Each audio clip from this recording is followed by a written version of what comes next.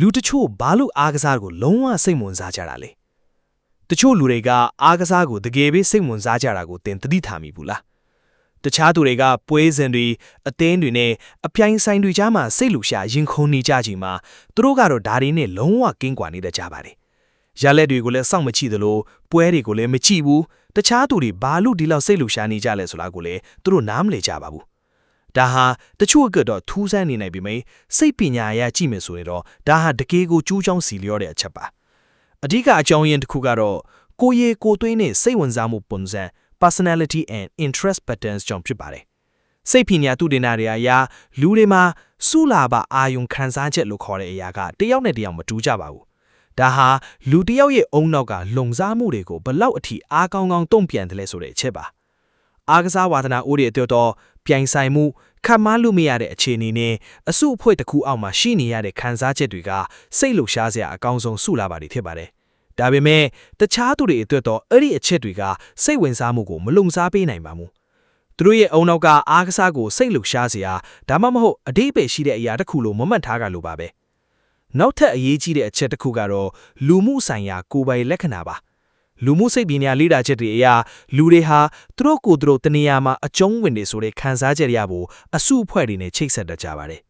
အားကစားအသင်းတွေကအဲ့ဒီလိုချိတ်ဆက်ဖို့အတွက်အသုံးအများဆုံးနည်းလမ်းတစ်ခုပါအသင်းတစ်သင်းကိုအားပေးခြင်းကငါတို့နဲ့သူတို့ဆိုတဲ့ခံစားချက်ကိုဖြစ်ပေါ်စေပြီးဘုံတူညီတဲ့အမှတ်တိုင်းတစ်ခုကိုဖန်တီးပေးပါတယ်ဒါပေမဲ့လူတိုင်းကတော့အဲ့ဒီလိုနည်းနဲ့အုပ်စုလိုက်လို့ခြင်းမရှိကြပါဘူးတချို့ကအတွေးခေါ်ဖန်တီးမှုဒါမှမဟုတ်တူးတဲ့လောက်ရတဲ့အရာတွေကနေသူတို့ရဲ့ကိုယ်ပိုင်လက္ခဏာကိုတိဆောက်ကြပါတယ်သူတို့အတွက်တော့အုပ်စုလိုက်အားပေးရတဲ့အားကစားဝါဒနာကမလိုအပ်သူတို့တော့ခံစားရနေပါတယ်ငယ်ချင်းတို့အတိတ်ဂျုံကလည်းအခန်းကဏ္ဍတစ်ခုနဲ့ပါဝင်ပါတယ်ခိုင်မာတဲ့စိတ်ဝင်စားမှုအများစုဟာကလေးဘဝမှာပဲစတင်တတ်တယ်လို့သူဒေနာတွေကဆိုပါတယ်အားကစားကိုအလေးထားရဲ့ပတ်ဝန်းကျင်မှာကြီးပြင်းလာတဲ့သူတွေဟာအားကစားနဲ့ပတ်သက်ရင်စိတ်ခံစားချက်အရာချိတ်ဆက်မှုပိုပြီးရှိမှာပါဒါပေမဲ့ငယ်ငယ်တုန်းကအားကစားနဲ့မထီတွေ့ခဲ့ဘူးဒါမှမဟုတ်ပတ်ဝန်းကျင်ကအလေးမထားခဲ့ဘူးဆိုရင်တော့သူတို့ရဲ့အုံနောက်ကအဲ့ဒီလိုချိတ်ဆက်မှုကိုမတိဆောက်ထားတော့ပါဘူးဒါကြောင့်လူကြီးဖြစ်လာတဲ့အခါမှာလည်းဘာတစ်ခုမှလိုအပ်နေတယ်လို့မခံစားတော့တာပါနောက်ထပ်စိတ်ပညာဆိုင်ရာရှင်းပြချက်တစ်ခုကတော့တိမြင်ဆိုင်ရာညှစ်ထက်မှုလို့ခေါ်ပါတယ်လူတချို့ကနက်ခွဲချင်းစိတ်ထားရတဲ့အကြောင်းအရာတွေရေရှည်တွေးခေါ်ရတဲ့အရာတွေဒါမှမဟုတ်ဖန်တီးမှုပါတဲ့ပြဿနာဖြေရှင်းနည်းတွေကိုတဘာဝအတိုင်းနဲ့ညှစ်သက်ကြပါတယ်အားကစားမှာနှိပြုဟာတွေရှိနေပြီမဲ့အဲ့ဒီလိုလူတွေအတွက်တော့ဒါဟာချက်တလဲလဲဖြစ်နေသလိုဉာဏ်အေပိုင်းအရာလုံးဆောင်မှုသိမရှိဘူးလို့မြင်တတ်ကြပါတယ်တိမြင်ပုံစံဆိုင်ရာလေ့လာချက်တွေအရာစိတ်ကူးရင်အယူဆတွေကိုပိုညစ်တတ်တဲ့သူတွေဟာသိပ္ပံဒသနဝေဒဒါမှမဟုတ်အမှုပညာလိုအကြောင်းအရာတွေစီကိုပိုပြီးဥတည်သွားကြပါတယ်ဒါဟာအားကစားကမရှုပ်ကလေးဘူးလို့ရှူလို့တာမဟုတ်ပါဘူးလူတစ်ယောက်နဲ့တစ်ယောက်စိတ်ဝင်စားတဲ့ပုံစံချင်းမတူတာကိုပြောတာပါစိတ်ခံစားချက်လည်းရှိပါသေးတယ်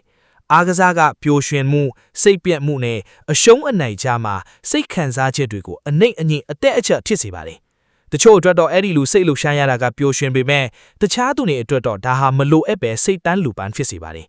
စိတ်ခံစားချက်ထိန်းညှို့ခြင်းဆိုင်ရာသူဒေနာတွေအရ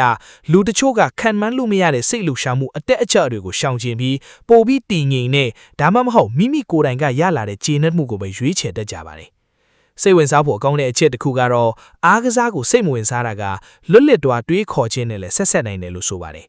လူများစုစိတ်ဝင်စားတဲ့အရာကနေခွဲထွက်ပြီးသူတို့ကိုယ်ပိုင်စိတ်ဝင်စားမှုကိုပဲရှာဖွေတတ်ကြပါတယ်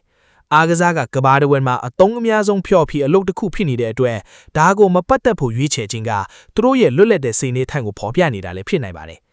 နောက်ဆုံးအရေးကြီးဆုံးအချက်ကတော့အားကစားကိုစိတ်မဝင်စားတာကအဲ့ဒီလူမှာစိတ်အားထက်သန်မှုပျော်ရွှင်မှုဒါမှမဟုတ်လူမှုဆက်ဆံရေးမရှိဘူးလို့ဆိုလိုတာမဟုတ်ပါဘူးသူတို့ရဲ့စိတ်ဝင်စားမှုတွေကတခြားနေရာမှာရှိနေတာပဲဖြစ်ပါတယ်အဲ့ဒါကဂီတနီးပညာစီးပွားရေးစိတ်ပညာဒါမှမဟုတ်သူတို့ရဲ့အုံနောက်ကိုတမျိုးတစ်ဖုံလုံစားပေးနိုင်မဲ့နေပဲတွေဖြစ်နိုင်ပါတယ်အဆုံးထိကြည့်ပေးတဲ့အတွက်ကျေးဇူးတင်ပါတယ်အခုလိုစိတ်ပညာနဲ့လူမှုအမူအရာတွေအကြောင်းကိုပိုပြီးသိရှိလို့ချင်ရင်တော့နောက်ထပ်ဗီဒီယိုတွေကိုလက်မလွတ်ရအောင် subscribe လုပ်ထားဖို့မမေ့နဲ့အောင်နော်